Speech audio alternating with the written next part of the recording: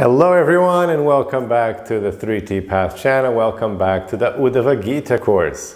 So today we're continuing with Guru Dattatreya's teachings, the Avadhuta Brahmana, as he teaches King Yadu things he has learned from observing the world.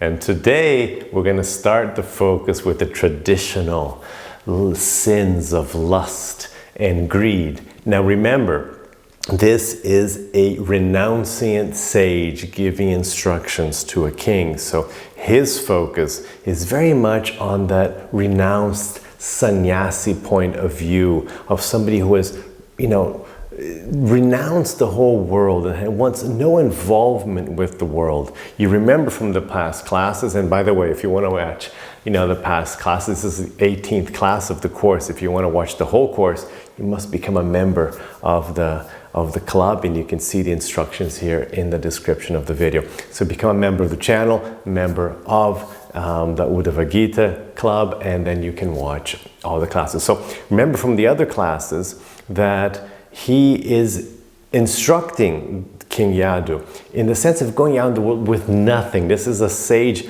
walking in the world with nothing, and where he's some really tough instructions, like you can't even carry more food, you can't even put a little bit of morsel of food for later, nothing. Only as much food as you can get in your hands, and only carry food in your belly, and that's it. So it's in this line that he's going to start today's instructions. So this is now verse 12. We're in the 11th canto, 8th chapter of the Srimad Bhagavatam, and this is verse 12. And we're using here the translations from the BBT version, so which are done by the followers of His Divine Grace A.C. Bhaktivedanta Swami Srila Prabhupada. So verse 12, a saintly mendicant should not even collect foodstuffs to eat later, in the same day or the next day. If he disregards this injunction and, like the honeybee, collects more and more delicious foodstuffs, that which he has collected will indeed ruin him. This is very harsh. I mean, all of us, we have our savings, and we certainly have like a pantry full of food, It's like, and he's like, no, you can't even keep food for later that day, what to speak of tomorrow.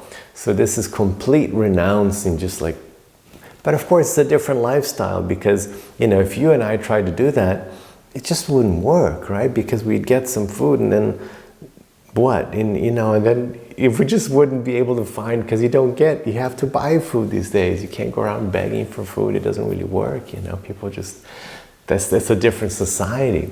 So it's interesting to see that this is in a society where there were these mendicants, there were these renounced spiritualists walking about. It was a village system, so people had food in the village. Nobody had a fridge, so you'd cook food, and you'd have to just throw it away, give it to to the pigs, and because you wouldn't keep it. I mean, so and a mendicant is going by, and then you'd offer him some food, and he'd come to your door and beg for some food. So this is a very different system where these guys would actually be able to go to different villages and be able to beg a little food. So you wouldn't have to keep it for later, because he knew that, tomorrow I'm just going to walk into another village and I'll get some more food there. So it's a little different. It's not like he's out, in the wilderness or something, or like in modern days where you can't really knock on people's door and ask for food. It's like a different culture as well. But anyway, so he's saying that you shouldn't do that. Now, we're going to move on to the favorite subject of lust. So, verse 13, a saintly person should never touch a young girl. By young girl, of course, we're talking about it's not an instruction against, perversion of pedophiles. It's not like a pedophile instruction. It's instruction like a young woman, that's the yuvatim, a young female. So a saintly person should never touch a young girl. In fact, he should not even let his foot touch a wooden doll in the shape of a woman. By bodily contact with a woman, he will surely be captured by illusion, just as the elephant is captured by the she-elephant due to his desire to to touch her body. So this is an interesting, and of course we have no idea what he's talking about with the she-elephant because we have no contact with elephants. We've seen them in the zoo. But of course in India, elephants were like a big deal. Elephants were part, just like in Europe, in ancient Europe, everybody had their horses, medieval Europe, whatever, like of course, people still have them today. But I'm saying, it was like a thing having your horse, right? In India, in the past, in ancient India, the elephant was there as well. You had the horses, but you also had the elephants. They were like a major part of the army. They were like a major unit in the army. They were used by kings. They were used as transport by kings and aristocracy. So elephants were a big thing. So of course you had to get the elephant. You have to capture the elephant, right? They didn't have I'm sure they had some breeding programs, but mostly it seems they would capture the elephants from nature and then train them. So how do you capture an elephant? So here's the purport. I'll read it for you so you can understand, and then we'll talk about the lust thing. Elephants are captured in the jungle in the following way.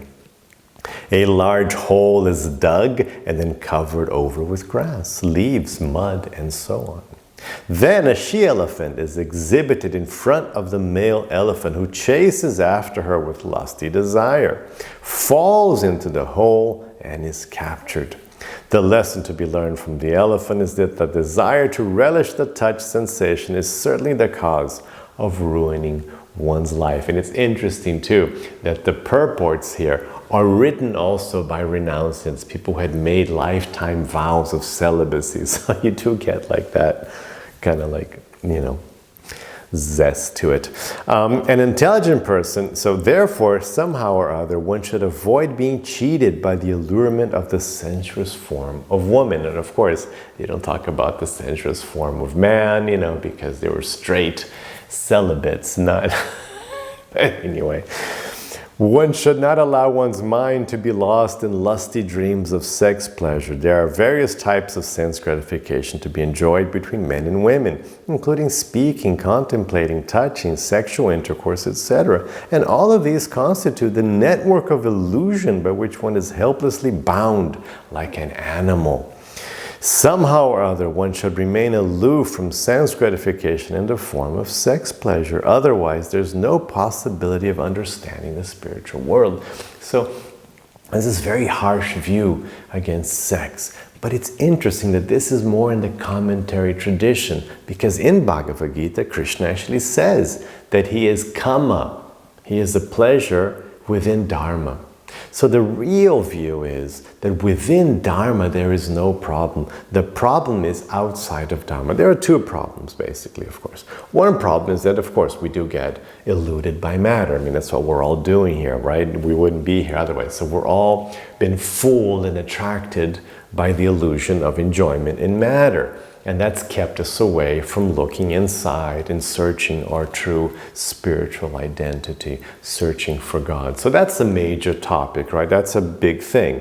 And that's what illusion is all about. That's what Maya means. Maya is defined as seeing anything and not seeing its connection to God. That is the definition of the concept of illusion, of Maya, in yoga. So, of course, whenever we get anything, like you're watching a cartoon, it doesn't have to be sex, it's the same thing. There's this, it's a distortion to single out sex, because it doesn't matter if it's like video games, if it's watching a cartoon, if it's planting rose gardens, it doesn't matter what it is. If it's something that makes you forget God, forget your soul, that's Maya. So it's equally Maya to have sex as it can be equally Maya to have sex as it can be to like paint your house or something, or just do something, mow your lawn or watch a football game. It can all be Maya. So what's the difference then? So what's not? Well, the thing is you have to connect it with Krishna. That is yoga. That is the teaching of yoga. That is Krishna's teaching Bhagavad-gita. He says, whatever you do, do that as an offering unto me. That is the essence of Bhagavad-gita. Or whatever you do, do that as an offering unto me. And then what am I going to do? Am I going to do whatever? No. You should do everything in your Dharma. So those are two core teachings of Bhagavad-gita. You act within your Dharma. That's the difference. It's dharmic. So is sex bad? Well, it depends.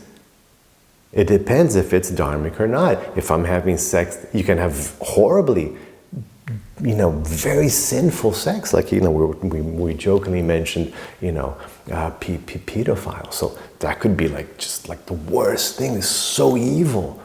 Just horrific violence you can commit in the name of sex.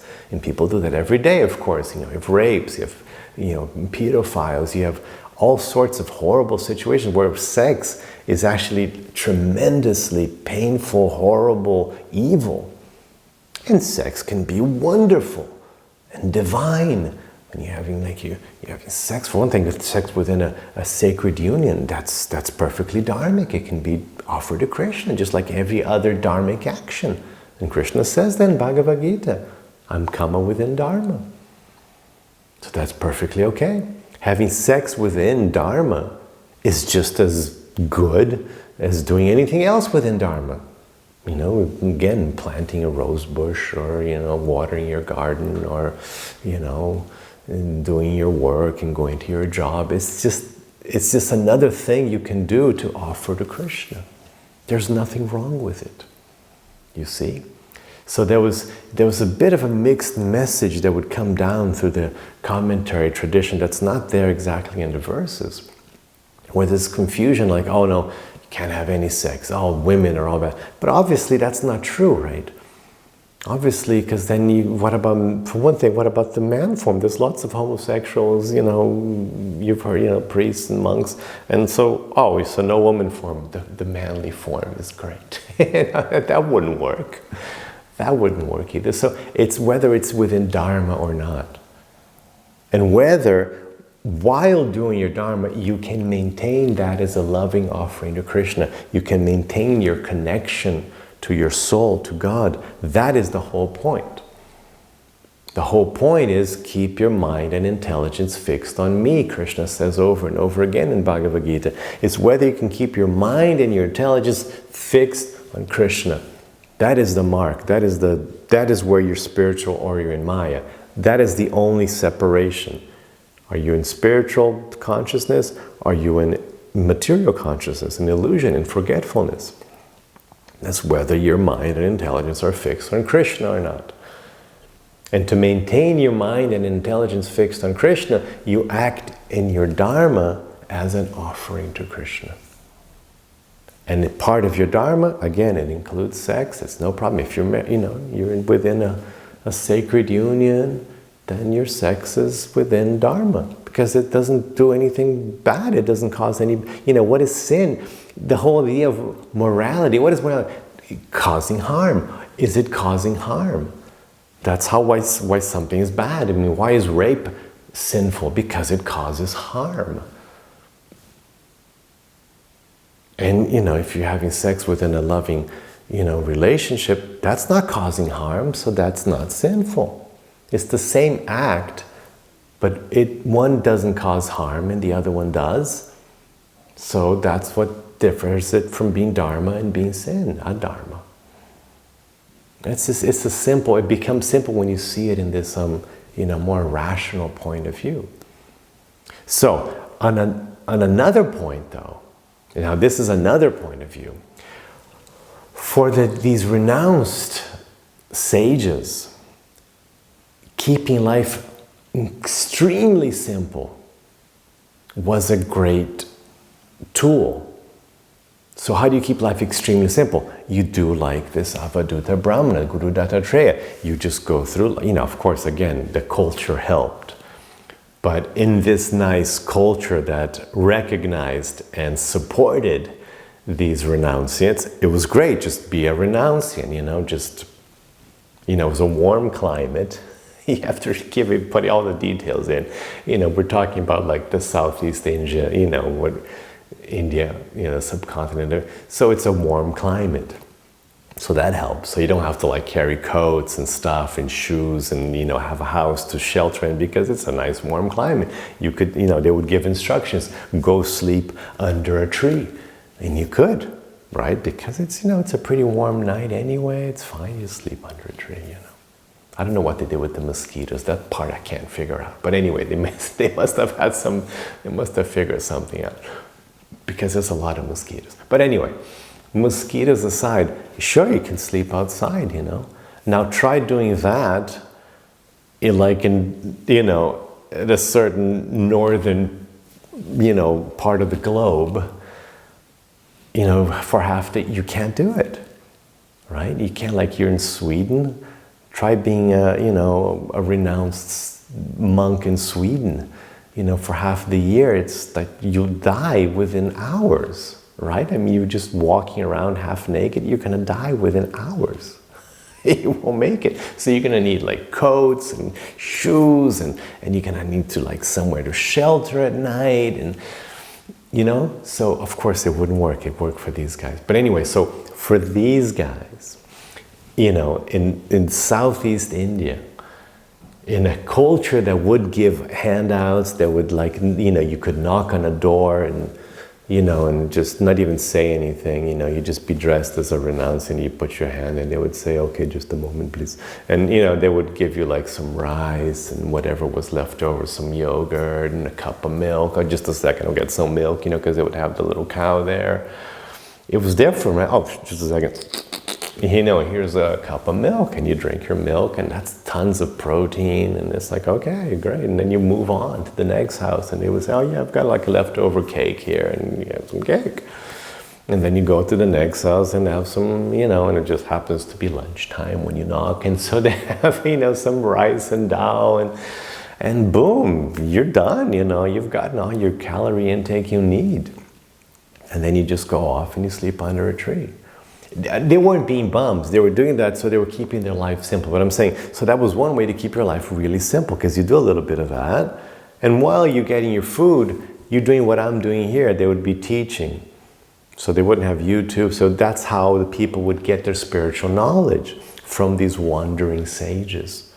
So the sage would come in and he'd read he'd speak a few verses from memory of because they would all memorize Bhagavad-gita. They could sit and speak a verse from Bhagavad-gita and explain it. So that was a good deal for the people as well. It was like, great, I'll give them a cup of milk and I got a Bhagavad-gita class. That was pretty good.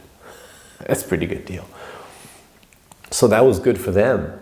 So it was a different culture. So for them, for these guys, the idea of getting involved with a woman was like, oh my God, I'm going to lose everything. I won't be able, I'm going to have a house, I'm going to have income, because if you're married, then you can't go around anymore. You can't live in a village and expect other people to give you food. No, you'd have to make it no, I'm not going to give you food. You're just you're my neighbor. Screw, you have to I'm working, you have to work as well, man. Yeah. So no free lunches for you. I'll give free lunches to those wandering sages, but not for you. So as soon as he got a woman, he'd get married, he should get pregnant, he'd have children, he'd have to have a house. It's really funny. If you read Jack Reacher, Lee Child's Jack Reacher, it's the same thing. He doesn't want to do anything. He just wants to wander around, not being a sage, but doing his thing, meting out justice, because he knows that as soon as he settles down, he has a house. Oh my God, he's having a house. He's like, oh no, I'm going to have a house. It's very funny because it's the same mentality. I'm going to have a house? Take care of a house? No way. I don't want to take care of a house. Just want to walk around, pay for a hotel room here and then walk in the next day, go somewhere else. So that's what they were thinking. So for them, the whole woman thing was really bad as well. And this instruction is coming from their community, because it's no. As soon as you do that, then you're totally entangled in family life and responsibilities and taxes and so they didn't want to deal with that as well. But for us, it's, we're already entangled. Our society is built in a way where we're entangled anyway, there's nobody who's free, right? Society, government's big now, big government. You can't get away, right? You can't even leave, because then there's another government that says, no, you can't even come into my country. You can't leave. There's nowhere to run anymore. right? So we're within this, like the system is big now. It's a giant system, and you have to work within the system now, and there's all these rules, and no, you can't sleep in the park, and you can't sleep in the forest. It's like everything's controlled now. And then society is like, no, everybody's trying to cheat everybody, so nobody's going to trust you. You can't just ask for food, you can't wander around. You'd be arrested for vagrancy. If you try to sleep under a tree, they'll arrest you for, you can't sleep in a public park. That's it. So there's no more, this freedom they used to have. But anyway. Verse 14. A man possessing intelligent discrimination should not under any circumstance try to exploit the beautiful form of a woman for his sense gratification. Just as an elephant trying to enjoy a she-elephant is killed by other bull elephants, also enjoying her company, one trying to enjoy a lady's company can at any moment be killed by her other lovers who are stronger than he. So again, this is a great insight into a very different culture from ours, right? For one thing, that they were like so aware of the whole elephant thing, because for us, we're not at all aware of this. So he's saying, like, not only that, but, it happens every day. You see in the tabloids, right? Every once in a while. I just saw yesterday, actually, like a ridiculous thing, like this guy kills his, I don't know if it was his wife or girlfriend, and then posts on Instagram, okay, now you will never be able to cheat again. It's so, I'm sorry, I'm laughing, but it's like so like, and that was I just read that 2 days ago. So that was like super wacko, right? But, so those are the dangers. I guess these dangers are still present, but for most of us, we don't usually worry about like, oh, this other lover is gonna come and kill me. That's the advantages of having the system, like these things are more subdued. Verse 15. Now, let's talk about greed. A greedy person, back to greed, because the bee was being greedy, accumulating more food, and so he says, no, you can't even accumulate food, because once you start accumulating food, you want to put the food somewhere, you're going to have like some pots, and then you want to carry the pots, you might want to get a wheelbarrow, and then you want to probably have a storehouse. So then he starts getting complicated. So anyway, verse 15. A greedy person accumulates a large quantity of money with great struggle and pain. But the person who has struggled so much to acquire this wealth is not always allowed to enjoy it himself or give it in charity to others.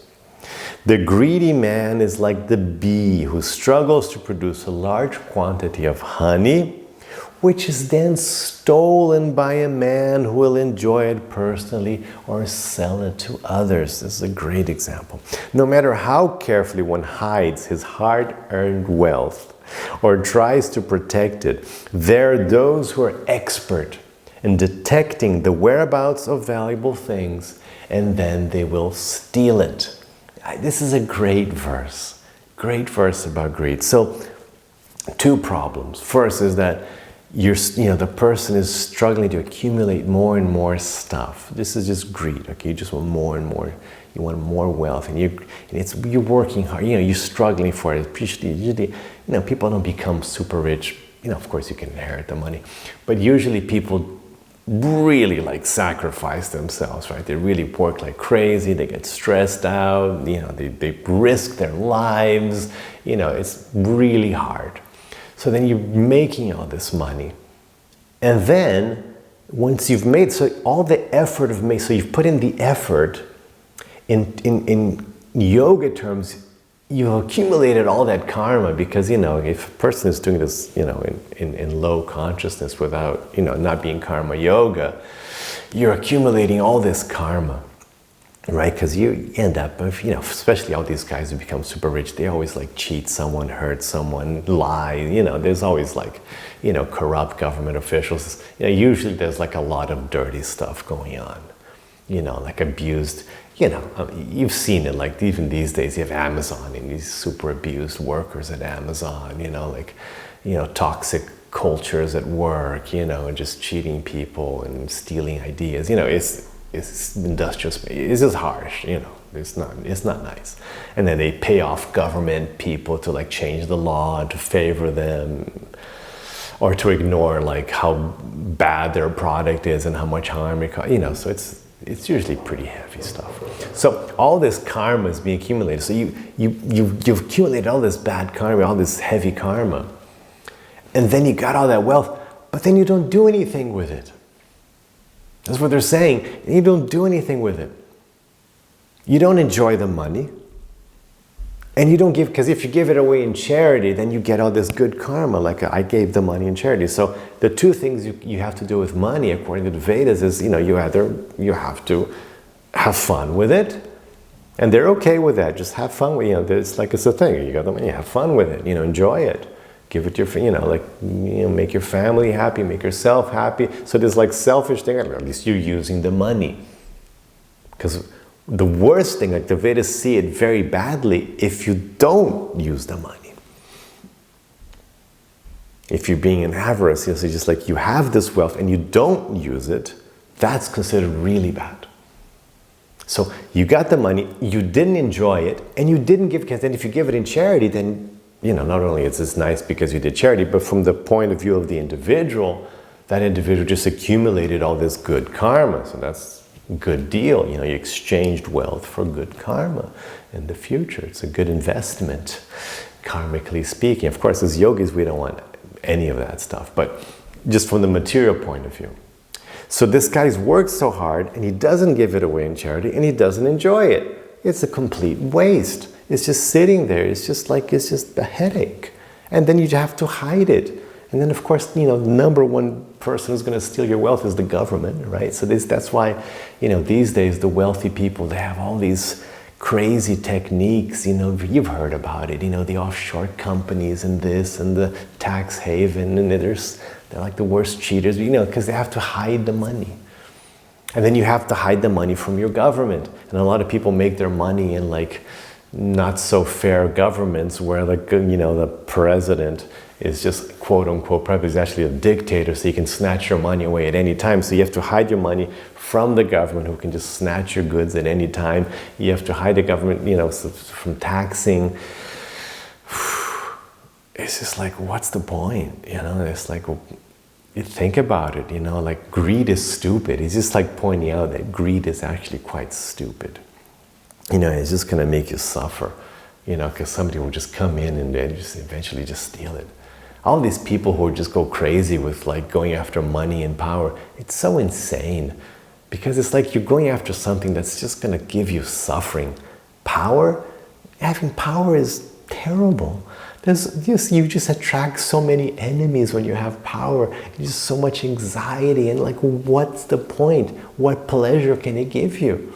It doesn't actually give you any pleasure. You can have pleasure in a simple life, just elevating your consciousness, being kind, being compassionate. You're filled with gratitude, and that's what gives you pleasure. You don't need power for that. You need not power for that. Anyway, so this is pointing out the problems with greed here. I'll just read the purport for you. One may argue that a wealthy man may conceal his money so expertly by investing in banks, stocks, properties, and so on, that there's no danger of theft. Of course, this was written back in the 80s.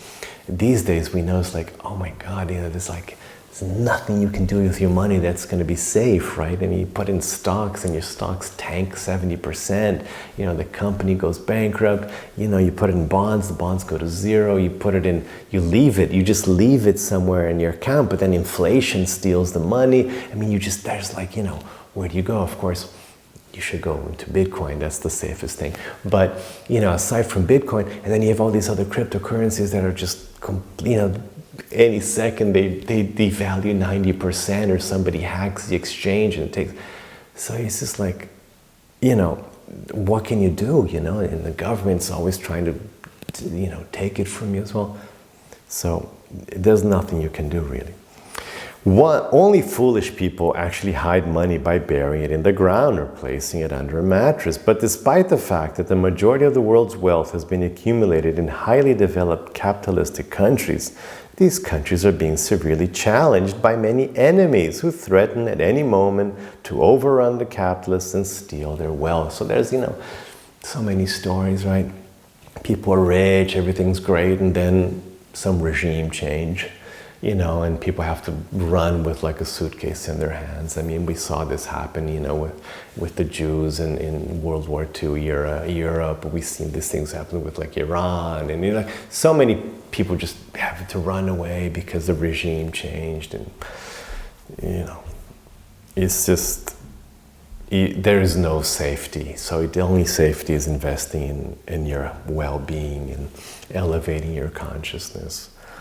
You definitely don't want to stake your joy and happiness in things, in property, because that's very much a danger of being destroyed and taken at any moment. Similarly, we often find that the children of wealthy people are kidnapped, and then their parents must pay huge ransoms. Sometimes the parents themselves may also be kidnapped. Further, there are so-called investment counselors who are expert in stealing the money of rich people. And in the modern age, governments also become expert in stealing money by taxation. Very expert at that. Thus, the word artha-vid indicates one who by hook or by crook is expert in stealing the hard-earned wealth of other people. The bees work frenetically to produce honey, but they will not enjoy their honey. As Lord Krishna states, Mrityu sarva haras chaham.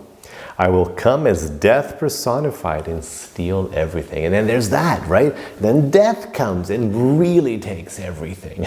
So like all that stuff you're giving, death comes and woof, in one moment, everything is gone. I mean, you don't even keep the shirt on your back.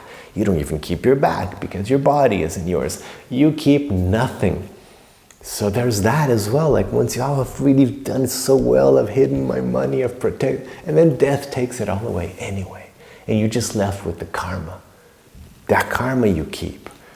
So then, bad deal.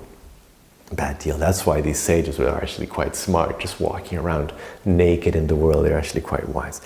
Maybe we don't have to be that renounced, but we certainly should keep that in mind. Somehow or other, one's hard-earned material opulence will be stolen. And therefore, as mentioned in this verse, one should not work uselessly like a foolish honeybee. So what's the point? The point is, just do whatever is natural, balanced. The key word is balance, harmony. Work so that you can keep your standard, but balanced. So you have time for your spiritual. So you have, spiritual practice. Your mind is at ease. You can focus on your spiritual life. You take care of your body, take care of your family. You can be with your family. Balanced. Certainly do not go out working like crazy, 12 hours a day, 70-hour weeks. No. That is very foolish. A very foolish way to go about life. So that's it. Very interesting purports from teachings from the Guru Dattatreya. I hope you've enjoyed them and have a rest of your day with lots of peace and lots of love. Hare Krishna.